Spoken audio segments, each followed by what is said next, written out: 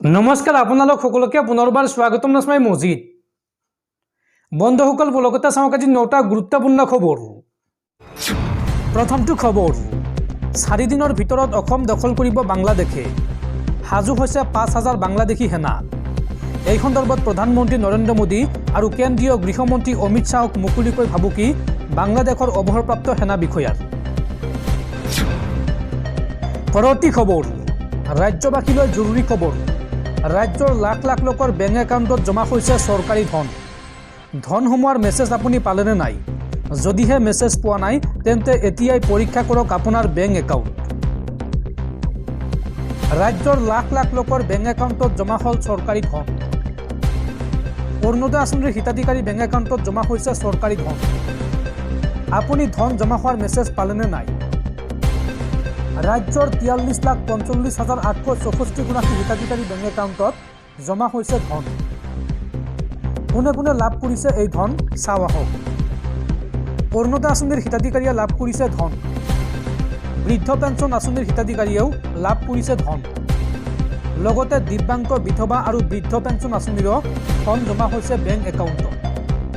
যদিহে আপুনি মেছেজ পোৱা নাই তেন্তে এতিয়াই পৰীক্ষা কৰক আপোনাৰ বেংক একাউণ্ট। পৰৱৰ্তী খবৰ, ৰাজ্যৰ লাখ লাখ শিক্ষাৰ্থীলৈ সুখবৰ। 11 ডিচেম্বৰত প্ৰদান কৰা হ'ব আনন্দৰাম বৰুৱা বঁটা আৰু ডক্টৰ বাণীকান্ত কাকতি বঁটা। মুখ্যমন্ত্ৰী ডক্টৰ হিমন্ত বিশ্ব শৰ্মাই আনুষ্ঠানিকভাৱে প্ৰদান কৰিব এই বঁটাসমূহ। ৰাজ্যৰ লাখ লাখ শিক্ষাৰ্থীলৈ সুখবৰ। 11 ডিচেম্বৰৰ পৰা প্ৰদান কৰা হ'ব আনন্দৰাম বৰুৱা বঁটা। HSLCত 75% বা ততোধিক নম্বৰপ্ৰাপ্ত শিক্ষাৰ্থীয়ে লাভ কৰিব এই বঁটা। 12,500 টকাৰ জলপানী আছে এই আনন্দৰাম বৰুৱা বঁটা। ৰাজ্যৰ মুঠ 26,969 গৰাকী শিক্ষাৰ্থীয়ে লাভ কৰিব এই বঁটা। 3,37 লাখ টকা ব্যয় কৰিব ৰাজ্য চৰকাৰে এই বঁটাৰ বাবে। মুখ্যমন্ত্ৰী ডক্টৰ হিমন্ত বিশ্ব শৰ্মাই আনুষ্ঠানিকভাৱে প্ৰদান কৰিব এই বঁটা। আৰু লগতে 11 ডিচেম্বৰতে প্ৰদান কৰা হ'ব ডক্টৰ বাণীকান্ত কাকতি বঁটা। হায়াৰ ছেকেণ্ডাৰী চূড়ান্ত পৰীক্ষাত উত্তীৰ্ণ শিক্ষাৰ্থীয়ে লাভ কৰিব স্কুটি এই বঁটাৰ অধীনত। হায়াৰ ছেকেণ্ডাৰী পৰীক্ষাত 60% নম্বৰ পোৱা শিক্ষাৰ্থীয়ে লাভ কৰিব স্কুটি। ৰাজ্যৰ মুঠ 48,623 গৰাকী শিক্ষাৰ্থীক আগবঢ়োৱা হ'ব ডক্টৰ বাণীকান্ত কাকতি বঁটা। দৰ্শকসকল আৰু বহুতো গুৰুত্বপূৰ্ণ খবৰ আছে। তাৰ আগতে আপোনাক জনাওঁ যে যদি আপুনি এতিয়ালৈকে এইটো ভিডিঅ'ত লাইক কৰা নাই তেন্তে এতিয়াই ভিডিঅ'টোত লাইক কৰি দিয়ক। আৰু এনেকুৱা ধৰণৰ ভিডিঅ'সমূহ নিতৌ চাবলৈ চেনেলটো ছাবস্ক্ৰাইব কৰি কাষত থকা বেল আইকনটো প্ৰেছ কৰি ৰাখক। পৰৱৰ্তী খবৰ, অসম দখলৰ দিবাস্বপ্ন ত্যাগ কৰক বাংলাদেশী জামাতীয়ে। অসমৰ ভূমি সদায় অসমৰে হয়, বাংলাদেশৰ নহয়। বাংলাদেশী জামাতীলৈ এইবাৰ কঠোৰ সকিয়নি, সৌদ অসম সংখ্যালঘু ছাত্ৰ সন্থা চমুকৈ আমচুৰ। অসমৰ ভূমি সদায় অসমৰে হয়, ই কেতিয়াও বাংলাদেশৰ নহয়। বাংলাদেশী জামাতীয়ে অসম দখল কৰাৰ দিবাস্বপ্ন দেখিছে। বাংলাদেশী জামাতীলৈ এইবাৰ কঠোৰ সকিয়নি, আমচুৰ। এই ধৰণৰ দিবাস্বপ্ন বাংলাদেশী জামাতীয়ে পৰিত্যাগ কৰক।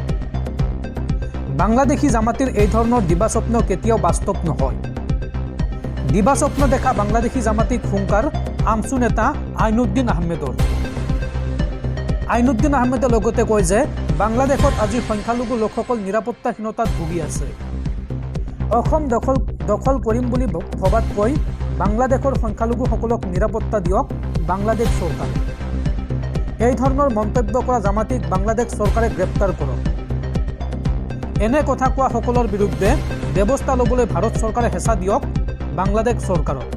এই মন্তব্য আমচুৰ। পৰৱৰ্তী খবৰ, উত্তৰ প্ৰদেশত পুনৰ চৰকাৰে ভাঙি দিলে 185 বছৰীয়া এটা পুৰণি ঐতিহাসিক মছজিদ। পুনৰ প্ৰশাসনৰ দয়া নাই ক্ষমা নাই নীতি। এইবাৰ 185 বছৰীয়া মছজিদ ভাঙিলে উত্তৰ প্ৰদেশ চৰকাৰে। পুনৰ প্ৰশাসনৰ দয়া নাই ক্ষমা নাই নীতি। 185 বছৰীয়া মছজিদত এইবাৰ প্ৰশাসনৰ চলিল বুলডোজাৰ। অবৈধভাৱে নিৰ্মাণ কৰা মছজিদত প্ৰশাসনৰ উচ্ছেদ অভিযান। প্ৰশাসনে বুলডোজাৰেৰে ভাঙি দিলে অবৈধভাৱে নিৰ্মাণ কৰা মছজিদৰ অংশ।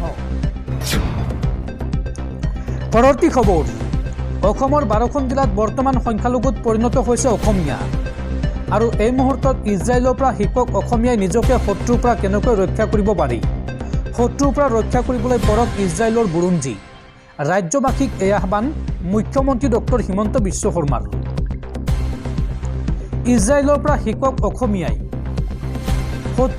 শত্ৰুৰ মাজত থাকিও কেনেকৈ নিজকে শক্তিশালী কৰিব সেয়া ইজৰাইলৰ পৰা শিকক।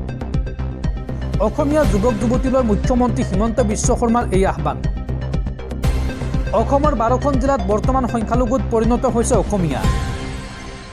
অসমৰ চাৰিসীমা বৰ্তমান সুৰক্ষিত নহয়। নিজকে সুৰক্ষিত কৰি ৰাখিবলৈ ইজৰাইলৰ বুৰঞ্জী পঢ়ক। চাৰিওফালৰ পৰা শত্ৰুৱে আৱৰি থকাৰ পিছতো নিজকে শক্তিশালী ৰাষ্ট্ৰ হিচাপে গঢ়ি তুলিছে ইজৰাইলে। ইজৰাইলে প্ৰযুক্তি, বিজ্ঞান আৰু পৰিশ্ৰমৰ জৰিয়তে নিজকে অবৈধ জাতিলৈ ৰূপান্তৰিত কৰিছে। ইজৰাইলৰ ৰাষ্ট্ৰ গঠন প্ৰক্ৰিয়াই আমাক সাহস দিব, শক্তি দিব। নিজকে সাহসী কৰিবলৈ, অপৰাজিত হ'বলৈ ইজৰাইলৰ পৰা শিকিব লাগে। এই মন্তব্য মুখ্যমন্ত্ৰী হিমন্ত বিশ্ব শৰ্মাৰ। পৰৱৰ্তী খবৰ, ৰাজ্যসভাৰ অধ্যক্ষ তথা দেশৰ উপৰাষ্ট্ৰপতি জগদীপ ধনখৰৰ বিৰুদ্ধে বিৰোধী আনিব অনাস্থা প্ৰস্তাৱ। সংখ্যাগতভাৱে এয়া সম্ভৱ নহ'লেও বিৰোধীৰ এক স্পষ্ট ৰাজনৈতিক ইংগিত দিয়াৰ চেষ্টা। জগদীপ ধনখৰৰ বিৰুদ্ধে পক্ষপাতমূলক আচৰণৰ অভিযোগ তুলি আহিছে বিৰোধীয়ে, যাৰ বাবে এইবাৰ অনাস্থাৰ প্ৰস্তাৱ আনিব বিৰোধীয়ে। পৰৱৰ্তী খবৰ, ৰাজ্যবাসীলৈ ভাল খবৰ। শীঘ্ৰে অসমৰ জনতাই লাভ কৰিব 24 ঘণ্টাই বিদ্যুৎ। নতুনকৈ শক্তি বিভাগৰ দায়িত্ব লৈয়েই বৃহৎ ঘোষণা শক্তিমন্ত্ৰী প্ৰশান্ত ফুকনৰ। প্ৰশান্ত ফুকনৰ মন্তব্য, ৰুটি কাপড়া और মকান, 24 ঘণ্টাই বিজুলী যোগান। শক্তি বিভাগৰ দায়িত্ব লৈয়ে এই ঘোষণা নতুন শক্তিমন্ত্ৰী প্ৰশান্ত ফুকনৰ। পৰৱৰ্তী খবৰ, অসমৰ হিজবুল মুজাহিদিনৰ সদস্যক যাৱজ্জীৱন কাৰাদণ্ড। এনআইএৰ আদালতে যাৱজ্জীৱন কাৰাদণ্ড বিহিলে কমৰুজ্জামানক। কমৰুজ্জামানৰ ঘৰ অসমৰ হোজাইত। লক্ষ্ণৌৰ এনআইএৰ বিশেষ আদালতৰ যাৱজ্জীৱন কাৰাদণ্ডৰ ৰায়দান। উল্লেখযোগ্য যে উত্তৰ প্ৰদেশ আৰু দেশৰ বিভিন্ন প্ৰান্তত হিজবুল মুজাহিদিনৰ হৈ কাম কৰি আহিছিল এইগৰাকী কমৰুজ্জামানে। পৰৱৰ্তী খবৰ, মাটি কিনা বেচাক লৈ ৰাজ্যবাসীলৈ বিশেষ আহ্বান মুখ্যমন্ত্ৰী হিমন্ত বিশ্ব শৰ্মাৰ। হিমন্ত বিশ্ব শৰ্মাই এই সন্দৰ্ভত কয় যে টকা বেছিকৈ দিলেও অচিনাক্ত লোকক মাটি বিক্ৰী নকৰিব অসমীয়াই। এই মন্তব্য হিমন্ত বিশ্ব শৰ্মাৰ। যিমান টকা দিলেও অচিনাক্ত লোকক মাটি বিক্ৰী নকৰিব। এটকা বেছি দিলেও অচিনাক্ত লোকক মাটি বিক্ৰী নকৰিব। অসমৰ অৰ্থনীতি গ্ৰাস কৰিছে অচিনাক্ত লোকে। অচিনাক্ত লোকৰ হাতৰ পৰা অসম ভূমি ৰক্ষাৰ আহ্বান মুখ্যমন্ত্ৰীৰ। যি জাতিৰ ঘৰৰ দুৱাৰখনত অচিনাক্ত লোকে আহি কাম কৰে তেনে জাতি বেছিদিন জীয়াই নাথাকে। এই মন্তব্য হিমন্ত বিশ্ব শৰ্মাৰ। পৰৱৰ্তী খবৰ, দেশৰ লাখ লাখ ইছলামধৰ্মী লোকলৈ ভাল খবৰ। 2025 চনত ভাৰতৰ পৰা 1,75,000 লোক যাব পাৰিব হজলৈ। সংসদত হজযাত্ৰা সন্দৰ্ভত অনুমোদন চৰকাৰৰ। প্ৰতি বছৰে ভাৰতৰ পৰা বৃহৎ সংখ্যক তীৰ্থযাত্ৰী ছৌদি আৰৱলৈ গৈ হজ কৰে। চৰকাৰে ৰাজ্যসভাত জনোৱা মতে ছৌদি আৰৱে 2025 চনৰ বাবে 1,75,025 গৰাকী ভাৰতীয় তীৰ্থযাত্ৰীৰ হজ কোঠা নিৰ্ধাৰণ কৰিছে। যিটো কোঠা ভাৰতৰ হজ কমিটি আৰু হজ গ্ৰুপ অৰ্গেনাইজাৰ চমুকৈ HGOৰ মাজত বিতৰণ কৰা হৈছে।